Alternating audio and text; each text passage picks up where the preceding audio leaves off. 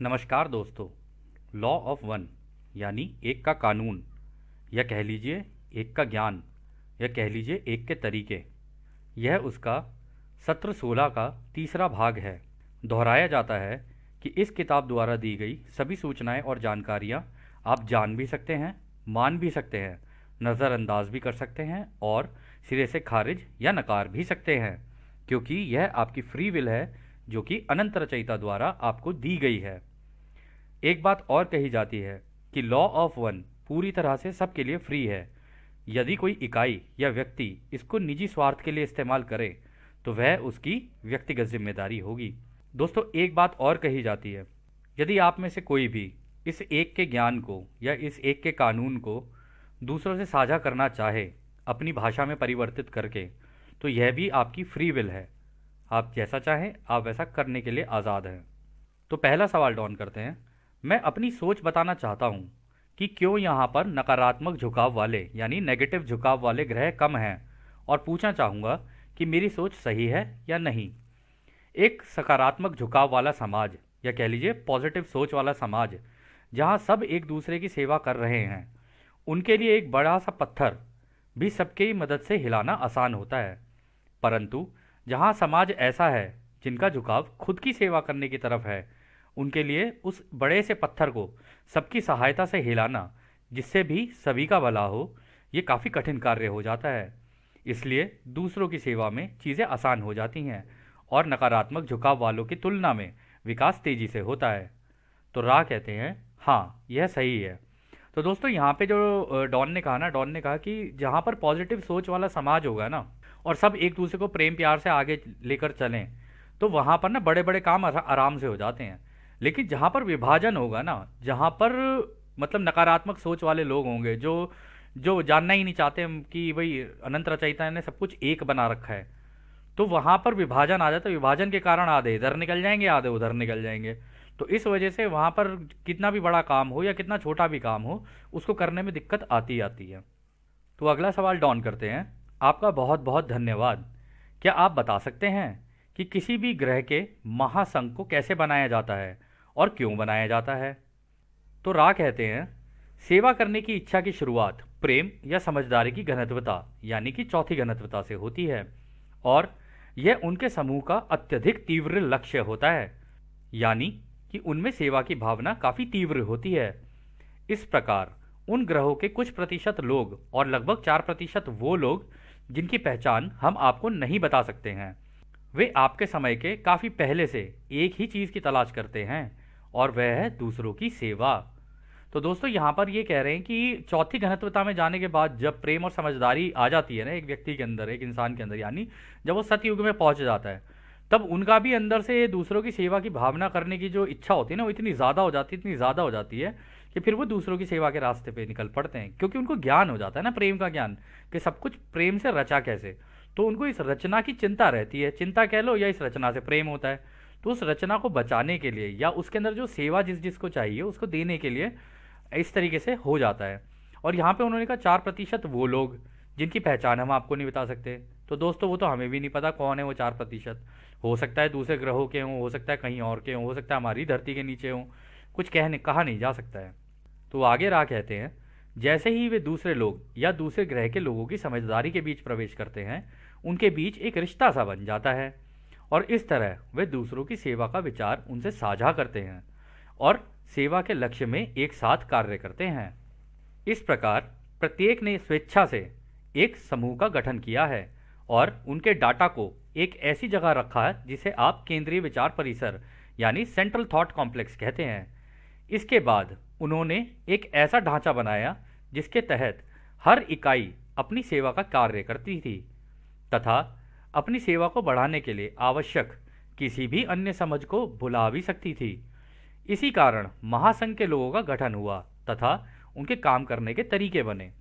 तो दोस्तों, ये होता क्या है कि जैसे ही आप चौथी घनत्वता में पहुंचोगे ना, आप अलग अलग ग्रह के लोगों से मिलोगे।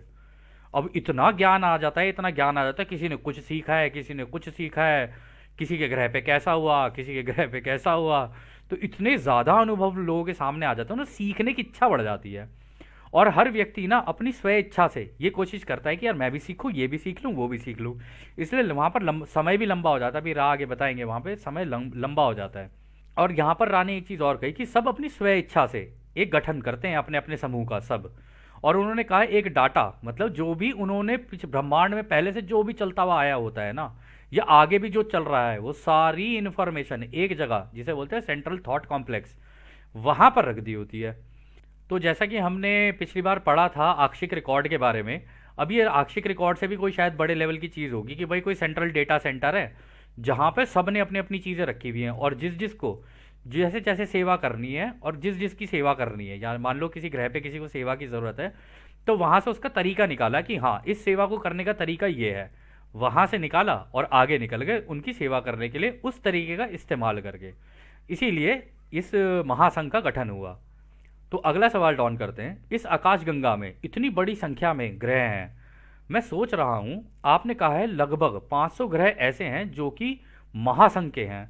यह मुझे पूरे चौथी और पांचवी घनत्वता का ग्रह जो हमारे आसपास है उसका काफ़ी छोटा या कम प्रतिशत लग रहा है।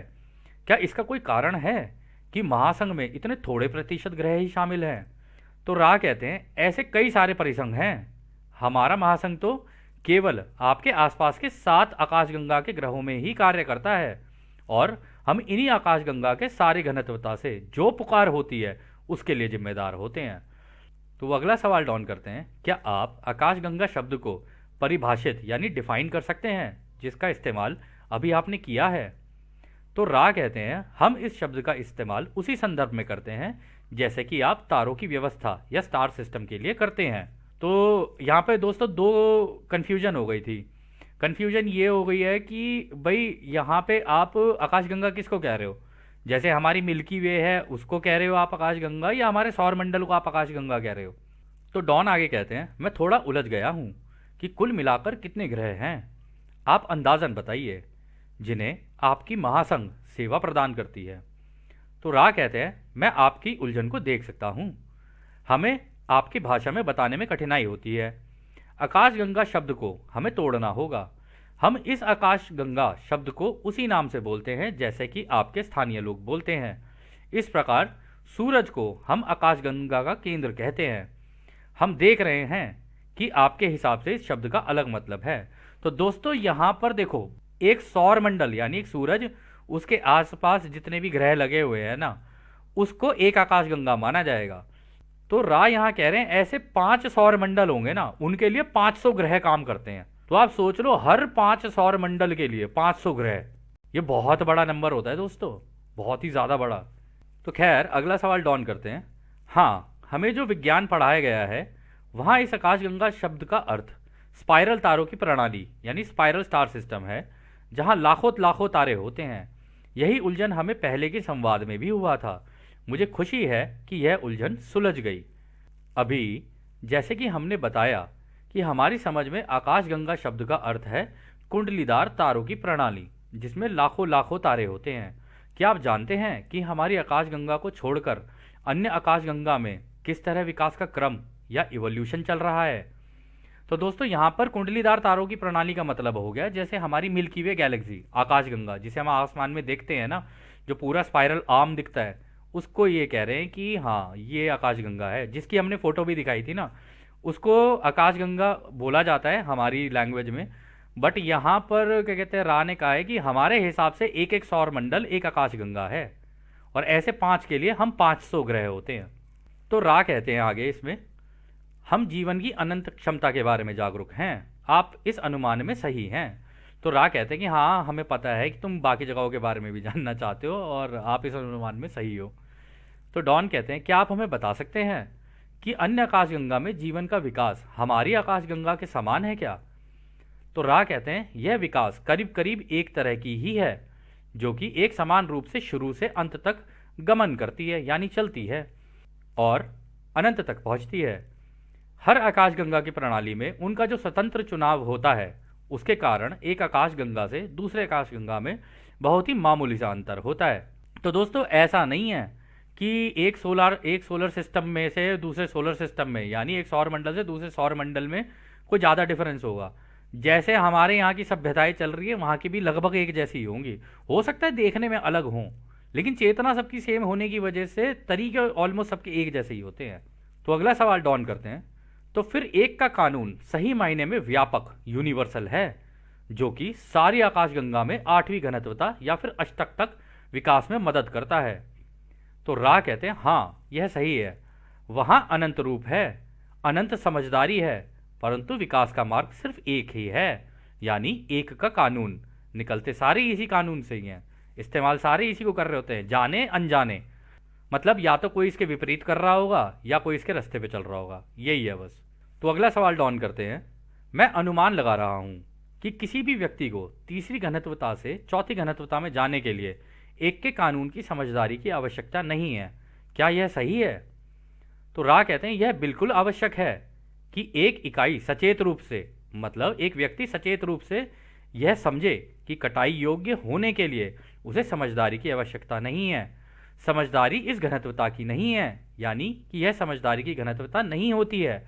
तो दोस्तों यहाँ पर आने क्लियर किया है, देखो अगर आपको अपनी कटाई करानी है ना, तो ये ज़रूरी नहीं है कि आपके पास समझदारी हो, मतलब आप जानबूझ के जानते हो। अगर आप धीरे धीरे, हालांकि एक के ज्ञान का इस्तेमाल करोगे तो स्पीड तेज हो जाती है, बस यही होता है। तरीके पता चल जाते हैं कि हाँ अगर मुझे अपनी कटाई करवानी है, अगर मुझे सतयुग में जाना है तो कैसे तेजी से निकलें। तो इसमें ये ज़रूरी नहीं है कि भाई किसकी कटाई होगी किसकी नहीं होगी, कोई जाने अनजाने अपनी करवा लेगा, कोई जानबूझ के करवा लेगा, यही है बस। तो डॉन कहते हैं ये बहुत ही महत्वपूर्ण बिंदु है, मैंने गलत शब्द का इस्तेमाल किया है। मैं यह कहना चाहता था कि किसी भी व्यक्ति के लिए यह आवश्यक नहीं है कि तीसरी से चौथी घनत्वता में जाने के लिए वह सचेत रूप से एक के कानून के प्रति जागरूक हो। तो रा कहते हैं हाँ यह तुम्हारा कहना सही है। तो डॉन ने भी दोस्तों यहाँ पर दोबारा एक ही चीज़ बोली कि ज़रूरी नहीं है सतयुग में जाने के लिए आपको पूरे एक के ज्ञान का सारा कुछ ही पता हो, कोई जाने अनजाने पहुँचेगा, कोई जानबूझकर पहुँचेगा, यही हो सकता है बस। तो खैर अगला सवाल डॉन करते हैं। अच्छा तो फिर किस घनत्वता में किसी भी इकाई को सचेत रूप से एक के कानून के प्रति जागरूक होने की आवश्यकता है? तो रा कहते हैं 5वीं घनत्वता की कटाई ही वह कंपनता है जो सचेत रूप से एक के कानून को सम्मान कर्तव्य के रूप में स्वीकार करते हैं। यह जिम्मेदारी सम्मान की ही कंपनता की नींव है। तो दोस्तों यहाँ पर रा कह रहे हैं कि 5वीं घनत्वता में जब कोई पहुंच जाता है, पहले यहां से निकलेगा, पहले प्रेम का ज्ञान लेगा पूरा, फिर प्रेम का ज्ञान लेके फिर रोशनी का ज्ञान लेगा पूरा कि भाई रोशनी से सारी रचना होती कैसे है, और रोशनी ये काम करती है तो किस तरीके से काम करती है, क्योंकि अलग अलग कंपनताओं का आपको हिसाब लगाना होता है कि ये सामने वाली चीज़ अगर चलती फिरती है या कोई व्यक्ति है, क्या है इसकी कंपनता, क्या है इस वक्त। अगर मुझे इससे बात करनी है तो इसकी कंपनता से अपनी सोच को मैच करना पड़ेगा। अगर सोच मैच कर गई तो मैं इससे बात भी कर सकता हूँ, इससे जैसे चाहे अपना एक रिलेशनशिप बिल्ड कर सकता हूँ। इसलिए उस घनत्वता में जाके जब आपको ये ज्ञान हो जाता है ना कि हाँ अब हो गया रोशनी का ज्ञान, तब जो भी व्यक्ति उसके अंदर होगा ना वो इसको सम्मान और कर्तव्य की तरह लेता है कि हाँ अब मैं करूँगा रचयिता का काम अच्छे तरीके से। तो अगला सवाल डॉन करते हैं, क्या आप हमें इस सम्मान जिम्मेदारी की अवधारणा के बारे में और बता सकते हैं? तो रा कहते हैं हर जिम्मेदारी एक सम्मान है और हर सम्मान एक जिम्मेदारी है। दोस्तों कितना सुंदर बोला है कि हर जिम्मेदारी एक सम्मान है और हर सम्मान एक जिम्मेदारी है। मतलब जिम्मेदारी है तो उसको अपना सम्मान समझो, और अगर सम्मान समझ रहे हो तो फिर उसे पूरी जिम्मेदारी से निभाओ। तो आगे का सवाल डॉन करते हैं। मैं बल्कि एक संदिग्ध क्वेश्चनेबल सवाल पूछना चाहता हूं जो कि शायद मैं इस पुस्तक में ना रखूं। मैं सोच रहा था कि यह जो पशुओं के अंग भंग म्यूटिलेशन की घटना पूरे देश में हो रही है उसके बारे में आप समझा सकते हैं क्या?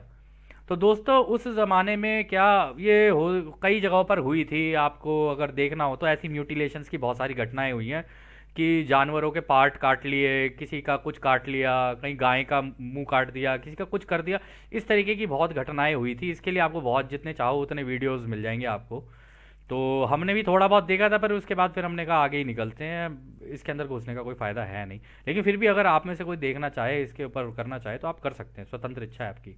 तो रा कहते हैं इस अंग भंग की घटना का बड़ा हिस्सा उन दूसरी घनत्वता के प्राणियों द्वारा होता है जो कि मांस खाते हैं। इस अंग भंग की घटना का कुछ हिस्सा उनके द्वारा होता है जिसे आप बहुआयामी प्रकार मल्टी डायमेंशनल के कहते हो, जो कि विचार के रूप थॉट फॉर्म होते हैं, और इन विभिन्न भागों का इस्तेमाल करके तीसरी घनत्वता के जीवन में आने की कोशिश करते हैं। तो दोस्तों यहाँ पे उनकी बात हो रही है मल्टी डायमेंशनल की, जो कि मरने के बाद किसी तरीके से भूत वूत बन गए, अब उन्हें वापस आना चाह रहे हैं वो इंसान की उसमें प्रजाति में, बट वो आ नहीं पा रहे क्योंकि बीच में फंस गए। यहाँ पे वो कह रहे हैं ना थॉट फॉर्म है, विचार का रूप है, अब वो बस विचार का रूप ही बन के रह गए हैं। आना चाहते हैं इंसान की उसमें लेकिन आ नहीं पा रहे, कर्म ही ऐसे करती है, फंस गए बीच में। तो इस वजह से ये कुछ म्यूटिलेशंस उन लोगों ने भी की हुई है, मतलब भूतों ने भी की हुई है इस तरीके की। और कुछ है, अगर आप इसके ऊपर और जानना चाहते हो तो जैसा कि हमने बताया इन सब टॉपिक्स के ऊपर डॉक्टर स्टीवन ग्रेयर ने काफ़ी अच्छी रिसर्च की है। उनकी जो वो हैं क्या कहते हैं डॉक्यूमेंट्रीज़ हैं, हमने भी वहीं से अपनी जानकारियाँ प्राप्त की थी। तो अगला सवाल डॉन करते हैं, ये विचार के रूप कहाँ से आते हैं? तो रा कहते हैं यह सवाल अस्पष्ट है, फिर भी हम इसके जवाब को देने की कोशिश करते हैं। पहला, वे रचयिता से आते हैं। दूसरा, वे वहां से आते हैं जिसे आप लोअर एस्ट्रल कहते हैं, कुछ इनर प्लेन की सोच है। तीसरा, वे हैं जो इस धरती के नीचे पाताल में रहते हैं। तो दोस्तों धरती के नीचे से भी निकल के आ जाते हैं। लोअर एस्ट्रल प्लेन वो होते हैं कि और नीचे की तरफ फंस गए, मतलब वही भूत पिशाचों वाली उसके अंदर फंस गए, कुछ वहां से आते हैं। और कुछ इनर प्लेन में होते हैं। इनर प्लेन यानी जो हमारी ही इसी इसी घनत्वता के अंदर ही, मतलब वही एक तरीके से भूत पिशाचों वाली ही है ये इनर प्लेन भी। हालांकि इसको ये नहीं कहा जा सकता कि पूरी भूत पिशाचों वाली है, इसमें भूत पिशाच भी होते हैं, इसके अंदर आपके अच्छे बीइंग भी होते हैं जिनकी हीलिंग भी चल रही होती है, ऐसे भी होते हैं। क्योंकि भूत पिशाचों वाले तो वहाँ पर भी जाके अटक ही जाते हैं, इनकी हीलिंग भी करनी बड़ी मुश्किल हो जाती है। तो अगला सवाल डॉन करते हैं, क्या इनका कोई खास रूप होता है? तो रा कहते हैं यह इकाइयाँ किसी भी विचार रूप में ढल जाती हैं जिसका संबंध डर या आतंक से होता है। तो वही वाली बात है दोस्तों, भूत तो कुछ भी शक्ल बना सकता है, कभी हंसने लग जाएगा, कभी रोने लग जाएगा, कभी कुछ करने लग जाएगा, कंफ्यूज सा करता रहता है। और जिसको अनंत रचयिता के प्रेम और रोशनी का ज्ञान हो वो तो उसे भी यूँ ही कहेगा, चल यार तू हाथ पकड़, तेरे को भी लेके हम वहीं चलते हैं, तेरी भी जिंदगी में, तेरी जीवन में है दुख बड़े, तू भी चल हमारे साथ। तो उसको भी प्रेम और रोशनी में अगर आप कहोगे ना, हम तेरे को अनंत रचयिता की प्रेम और रोशनी में भेजते हैं, जा, तो वो भी बेचारा अपनी ज़िंदगी जी सके तो जी ले, बाकी तो उसकी इच्छा है। तो खैर अगला सवाल डॉन करते हैं, क्या यह विचार रूप सिर्फ पशुओं पर आक्रमण करते हैं या तीसरी घनत्वता के लोगों पर भी करते हैं? तो रा कहते हैं यह विचार रूप तीसरी घनत्वता के लोगों पर आक्रमण नहीं कर सकते हैं। तो मतलब इंसानों के ऊपर तो नहीं कर सकते। तो अगला सवाल डॉन करते हैं, धन्यवाद, क्या आप हमें बता सकते हैं कि यह जो चांदी की कण फ्लेक्स जो कभी हमारे चेहरे पर या कहीं कहीं मिलते हैं वह क्या होते हैं? तो रा कहते हैं जिसके बारे में आप बात कर रहे हैं वह उस व्यक्ति के लिए भौतिक रूप से चेतना संबंधी किसी विशेष प्रकार की वस्तु में रुचि रखने वाला दिशा सूचक है, यानी कि वह उस व्यक्ति के लिए किसी तरह का इशारा होता है। यह और कुछ नहीं, बस चेतना संबंधी प्रकृति, सब्जेक्टिव नेचर का होता है। तो दोस्तों ये सिल्वर फ्लेक्स की यहाँ पर बात हो रही है। होता क्या है कि जब आप अध्यात्म के रास्ते पर थोड़ा आगे निकलने लग जाते हो ना, और आप अनंत रचयिता के रास्ते पर ये काम करने लग जाते हो, तो ना आपका जैसे जैसे आपका चेतना का स्तर बढ़ता रहेगा ना, यानी आपकी कॉन्शियसनेस का लेवल, अवेयरनेस, जानकारी बढ़ती रहेगी, तो ना आपके चेहरे पर कभी कभी ऐसा होगा, आप ध्यान अवस्था में हो लेकिन आपके, या आप लेटे हुए हो कुछ भी, आपके चेहरे पर ना ऐसा लगेगा जैसे किसी ने सिल्वर का, जैसे बच्चे वो स्प्रिंकल नहीं कर देते, स्पार्कल्स से खेलते हैं, फिर उस तरीके के आपके चेहरे पे आने शुरू हो जाएंगे या बॉडी में कहीं कहीं आने शुरू हो जाएंगे। तो वो आपको ये बताने के लिए होता है कि हाँ तुम सही रास्ते पर हो, तुम सही दिशा में चल रहे हो। तो वो एक इशारा होता है अनंत रचयिता की तरफ से कि बेटा तू सही कर रहा है जो कर रहा है, या बेटे तुम सही कर रहे हो तुम जो कर रहे हो। तो अगला सवाल डॉन करते हैं, यह चांदी के कण कौन बनाते हैं, क्या वे असली हैं? तो रा कहते हैं यदि हो सके तो कल्पना कीजिए, सीखना सिखाना जब अपनी एक क्षमता तक पहुंच जाता है तो किसी एक बिंदु पर उन्हें उनके सीखने सिखाने की उपयुक्तता यानी अप्रोप्रिएटनेस या महत्वता, इंपॉर्टेंस का संकेत मिलता है। यह इकाई या वह इकाई स्वयं इनर प्लेन्स की सहायता से जो भी संकेत उनके लिए उन सबसे अधिक समझने या ध्यान देने योग्य है बनाता है, यानी कि वह इकाई या वह व्यक्ति इनर प्लेन्स के लोगों की मदद से इसे बनाती है। तो दोस्तों ये हो क्या रहा है पता है, यहाँ पर ये हो रहा है कि जब वो ध्यान अवस्था में है तो ये जो इनर प्लेन्स के रचयिता की दिशा वाले जो लोग हैं वो ये देख रहे होते हैं कि हाँ अब ये सीख भी रहे हैं और दूसरों को सिखा भी रहे हैं, तो उनको ये बताने के लिए कि हाँ तुम सही दिशा में चल रहे हो। तो जब वो ध्यान अवस्था में बैठेंगे ना, तो उनके आसपास एकदम इकट्ठा होना शुरू हो जाएगी ये चीज़। तो अगला सवाल डॉन करते हैं, आप कह रहे हैं कि हम खुद इसे बनाते हैं। तो रा कहते हैं वह व्यक्ति सचेत रूप से इसे नहीं करता है। जब इनके दिमाग की जड़, रूट ऑफ द माइंड की समझदारी का संपर्क अनंत बुद्धिमानिता से अनजाने में हो जाता है, तब यह बनते हैं। तो दोस्तों यहाँ पर राय ये कह रहे हैं कि ध्यान अवस्था में जाते जाते और इस काम को करते करते जब उनकी सोच अनंत रचयिता की सोच से मिल जाती है ना, तो ये अपने आप ही होना शुरू हो जाता है। मतलब इसी हवा से चीज़ें बनानी शुरू कर देते हैं वो लोग, या कह लो इसी हवा में से वो सिल्वर के फ्लेक्स निकल के आ जाते हैं। इनकी बॉडी पे कहीं कहीं कहीं कहीं ऐसे मिलेंगे।